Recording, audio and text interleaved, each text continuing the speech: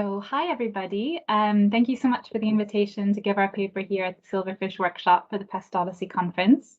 My name is Ipm Mandy, and I'm an assistant paintings conservator at the National Gallery in London.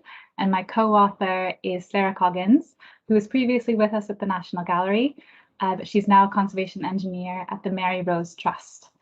So I'm going to start off with the presentation today, and then Sarah will take over a little ways into it.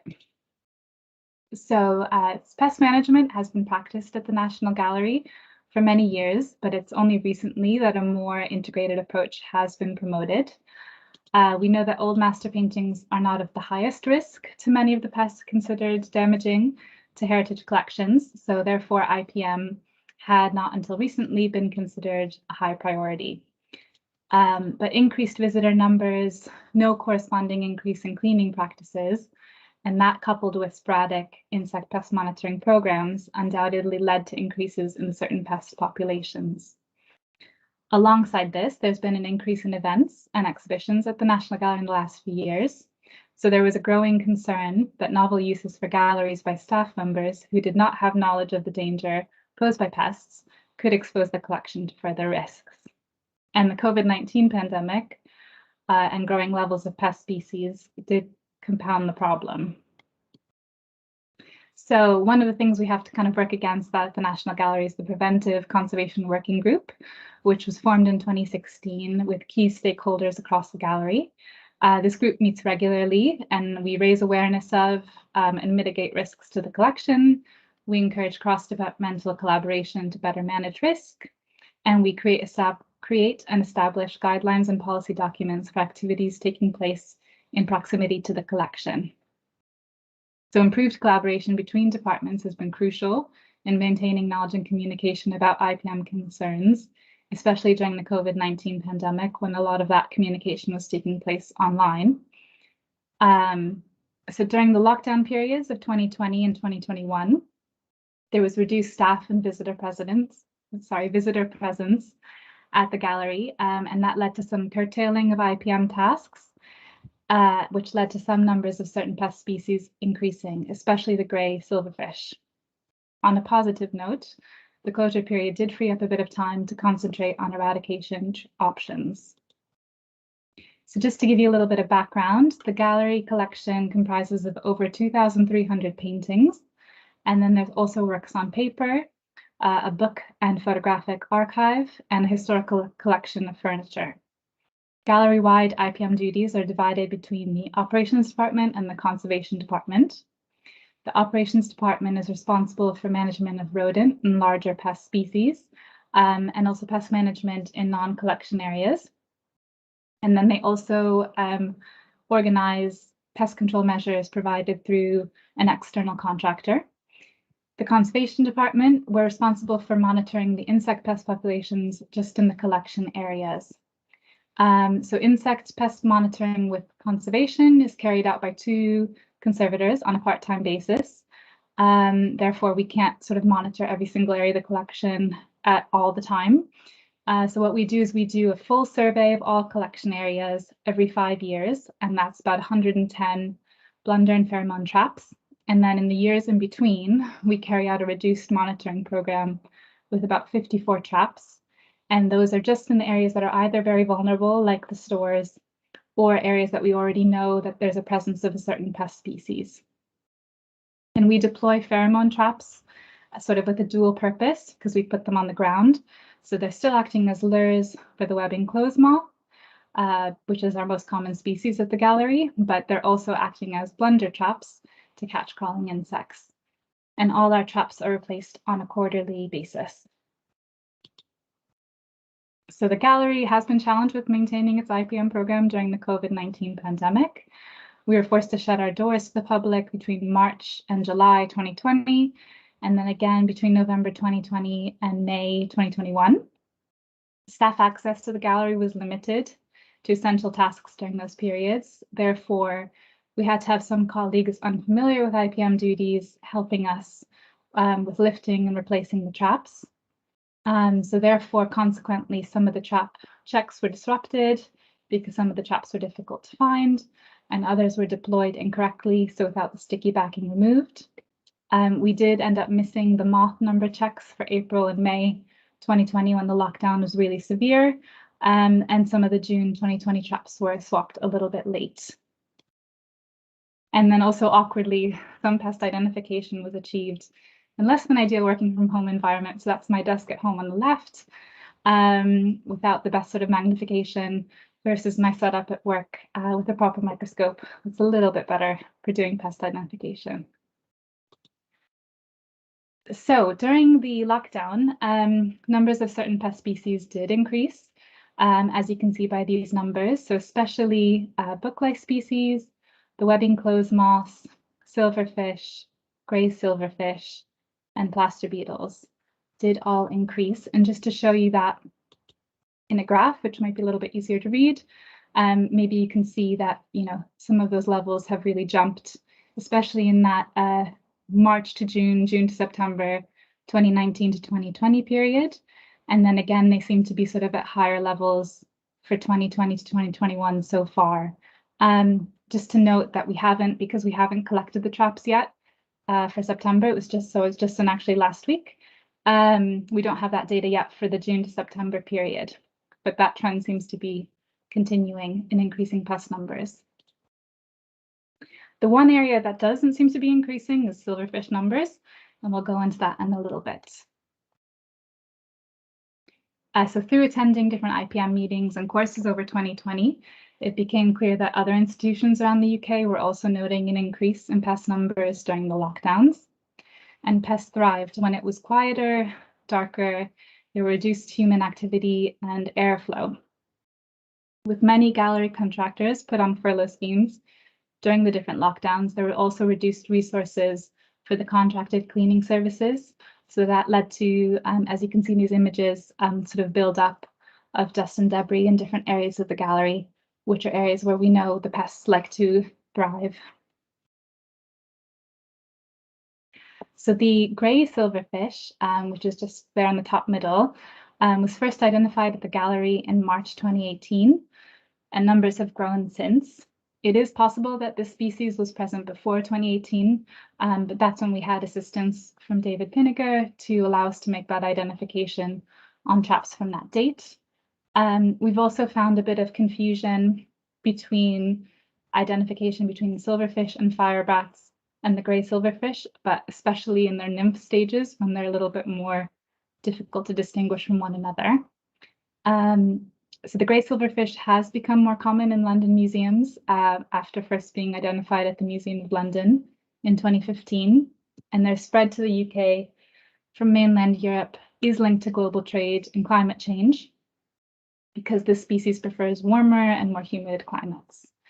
So just at the bottom there, those are some of the traps collected at the National Gallery over the lockdown periods, and there's some of our traps that are a little bit more full. So in October 2020, we began trialing an amorphous silica desiccant, Vaser DE powder, to assess its effect on reducing the numbers of book lice, silverfish, and grey silverfish especially. This is made from diatomaceous earth, and that's a fine powder that causes the cuticle of the insect to dry out, thus killing it. Vaser DE was trialed in an archive and 2 painting stores. So I'm showing you the results from the 2 stores here. And it did seem to slightly reduce the book lice populations in store A and B, and possibly the silverfish numbers in store A. So again, just to show you that in a slightly different bar chart form, you can see the red bars showing the book lice seem to be decreasing. Also the green bars showing the silverfish seem to be decreasing, but the blue bars showing the grey silverfish seem to be increasing. So again, there seems to be no positive effect on the grey silverfish population. The levels seem to have increased, and that could be because of limitations with the application method. So Vaser DE is sprayed on with a solvent carrier, and that facilitates a really good application on flat floor areas, but this is less effective for flooring with small cracks and crevices where the species likes to hide. And that's just an example here at the sort of bottom middle, and on the right-hand side, how that sprayed material looks on the floor. Also, despite extensive signage and notification, some treatments were cleaned away, which obviously reduced their efficacy. Another reason we think that it didn't quite work as well on the grey silverfish is that there isn't much information published at the moment regarding the mortality rates with grey silverfish and desiccant dust. Experiments do show good results with reducing silverfish numbers because that species is more dependent on moisture. But because grey silverfish have more resilience in lower humidity, that makes that treatment less effective. So closure of the gallery to the public, but a slight increase in staff presence in early 2021 made it possible to conduct trials of alternative pest treatments. We did some research and consulted with our external pest contractors, and we trialed one spray treatment, which is the one on the left. This is Deathlak insecticidal lacquer, and we trialed that in February 2021. And then we also trialed a gel treatment, Max Force Platin, in April 2021, which is the image on the right. Key considerations were for any pest treatment in the display galleries to be safe for the surrounding paintings, obviously also safe for any visitors or staff in the space, and as inconspicuous as possible. So Deathlak is sold for amateur and professional use against small crawling insects. It contains an insecticide called deltamethrin and the natural insecticide permethrin. It can be sprayed on firm, non-absorbent surfaces, and it dries to a lacquer finish in about 15 minutes, after which the area can be cleaned with no reduction in the material's efficacy. And a coating application lasts about 6 to 8 months. As only a small amount of solvent is released with the spray applications, and the galleries have sufficient ventilation, this material could be tested in the galleries where certain kinds of flooring meant the lacquer would not be visible and would not need to be removed. So the images on the right-hand side show the galleries with wooden flooring, and maybe you can just about discern the slightly shinier areas where the Deathlak was sprayed, but it's really, really not noticeable when you're not close or don't know what you're looking for. Whereas when we trialed the material with the images on the right, on this marble surface that we have in some of our galleries, despite really careful taping, as you can see, the solvent penetrated underneath the tape and left quite a noticeable stain. So we realized quite quickly we wouldn't be able to use it in these areas. But where we did use it is where we trialed it in 2 gallery rooms, which are A and B, and 3 back of house areas, which are C, D, and E. And as you can see in some of the spaces, there is possibly suggestion of a reduction in silverfish beginning around February 2021, especially when you compare it to the data from before the lockdown, from a sort of similar period, sort of March to June 2020. And there may also be reduced grey silverfish numbers in some of these spaces, but that's a little bit more unclear because in these areas, those numbers of that species were more sporadic and lower to begin with. So it's a little bit more difficult to tell. And just to show you that in a visual form, as you can see, the green bars of the silverfish seem to be decreasing. It's sort of unclear the results on the book lice and grey silverfish in these spaces so far. So as I showed you just before, some of the galleries have this black marble flooring where that lacquer spray treatment is an issue because it's quite noticeable, but then also it's difficult to remove. So we sought an alternative. A Norwegian Institute of Public Health report showed success in reducing grey silverfish populations with an insecticidal bait. And our external pest contractor recommended the use of a product, Max Force Platin, which has been successfully published as being used in the Netherlands and Germany against grey silverfish. So I'm just going to play this video showing that application while I describe that. So this is a gel bait, and it's developed for the control of cockroaches and grey silverfish, and it contains clothianidin, which is an insecticide. It should be applied by professional operators, and it's applied with an injector, as you can see in these careful small droplets. It should be placed in multiple small, evenly distributed droplets is to try and increase the probability of contact and therefore ingestion by the grey silverfish. So that's a bit zoomed out to show you just how small that droplet is in that crevice of the marble. Ooh. And then just another couple images to show you a bit more zoomed out how tiny those droplets look. And you can only really see them when you're at ground level, whereas when you're standing in the galleries, they're not very visible. So we only trialed it in these lower ground floor galleries where we could apply it with the injector into cracks and crevices along the wall to floor join. And we focused the droplets around the location of the traps in each of the spaces. Now, crucially, we conducted this trial in some of the galleries, so F, G, and I, where it was easier to access these spaces during the gallery closure. But in these areas, grey silverfish numbers were actually a bit lower. We couldn't actually access the back of house areas where grey silverfish numbers were higher. We weren't able to trial in those areas in April 2021. So it's not necessarily the best location to have trialed it in, but we wanted to see what could be done. So as you can see, because we only did it in April, we don't have a lot of results yet by June, which is the last trap checks we've done. But there is a suggestion that there is going to be a decrease in silverfish numbers as a result, especially the results, as you can see, from March to June 2021. There are no silverfish in place in any of those galleries and fewer grey silverfish. So perhaps the trial will continue. We're looking forward to seeing the results from the September checks.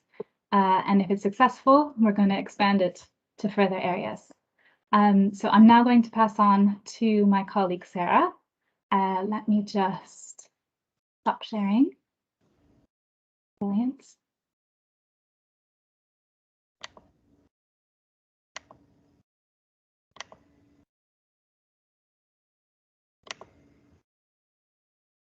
Okay, hello. Thank you very much, Christina. Sorry, just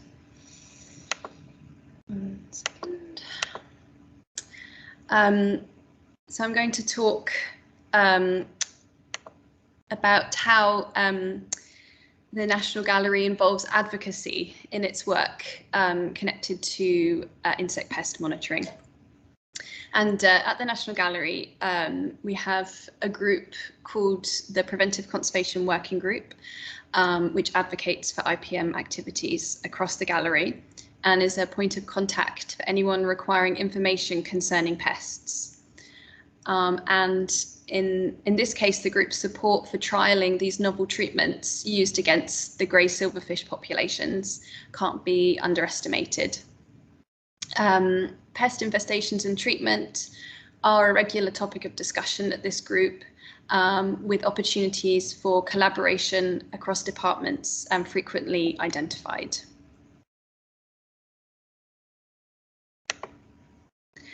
So, for example, in the past, when a rise in numbers of webbing clothes moth was recorded in the trapping schedule of 2017 to 18, staff from the Buildings and Facilities Department, as well as conservation colleagues, worked with the contractors who work in the Facilities Department to identify unused spaces around the gallery that provided harbourage to these pests. And then high-level ledges and floor grills in certain galleries were then identified as possible breeding locations for the moths. And after this, a really comprehensive schedule of cleaning of these spaces was implemented.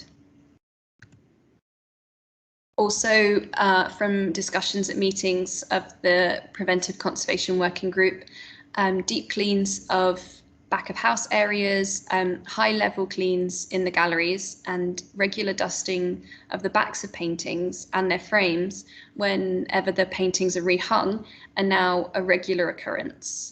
And are often scheduled in when we know paintings are going to be moved. And so staff from the operations department, conservation and art handling departments collaborate on these activities. And of course, this means that we're drastically reducing the amount of accumulated dust in those areas and therefore the likelihood of pest infestations. and also a really comprehensive review and streamlining of the gallery's IPM policy is also being undertaken, and that's also thanks to the Preventive Conservation Working Group.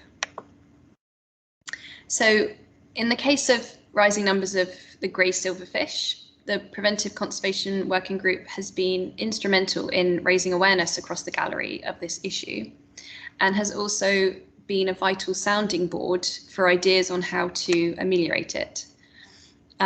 So various treatments for the infestation were discussed amongst group members. And so scientists, conservators, operations and building and facilities staff met and discussed subjects such as the health and safety implications, carefully chose areas that could be treated. We also discussed whether the treatments themselves would pose a risk to the collection. And then these discussions were always recorded in the meeting minutes. And trials in the collection areas, those being carried out, that was aided very much by the fact that members of staff from all different departments were made aware early on of the infestations and the treatments that were going to be carried out. And that was all through the PCWG as well. The National Gallery has also recently completed a major building project in the heart of its main building. So 2 light wells that you can see in the images on the left were converted into new staff office space. And conservation staff worked closely with the building project team to protect the collection and incorporate IPM practices in the new office space because of this office space's proximity to the galleries. Previously, staff members were in a separate building, but bringing staff into the building where the galleries sit, increased IPM awareness and vigilance has been important. And so regular PCWG meetings provided the opportunity to establish appropriate IPM procedures in this new space, such as simple things such as the use of lidded bins, food only to be consumed in designated areas, and a cleaning contract that removes food waste every evening. And these procedures were included in costings for running the new space and ways of working, which were included in a new staff handbook.